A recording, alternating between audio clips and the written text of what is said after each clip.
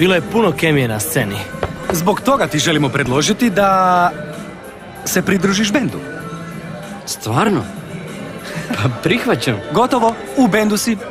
Prije svega, moramo postaviti skroz jasne ciljeve. Trebamo razmisliti o pjesmama. Simon se čini dobar skladatelj. Samo ima jedan problem. Ja ne znam koliko ću dugo ostati u Buenos Airesu. Kako ne znaš koliko dugo ćeš ostati? Pa tako je nemoguće planirati budućnost benda. Ako trebaš posao, možemo pričati s Tamarom. To bi bilo zakon. Jer sad kad sam došao, želim uživati u glazbi. Da, svi mi želimo uživati u glazbi, ali ako ne znaš koliko vremena ostaješ, ne možemo se organizirati. U pravu si, ali Simon ne odlazi sutra ni preko sutra, zar ne? U međuvremenu možemo tražiti naš stil. Gle, ja se ne slažem.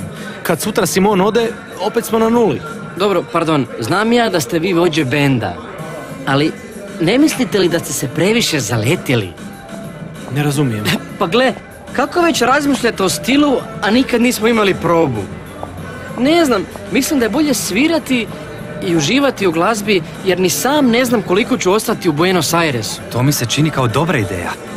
Olabavi, Niko, iskoristimo što nam je gitarist tu i radimo ono što najviše volimo. Svirajmo! Dobro, počnemo probu kao bend i vidjet ćemo što dalje.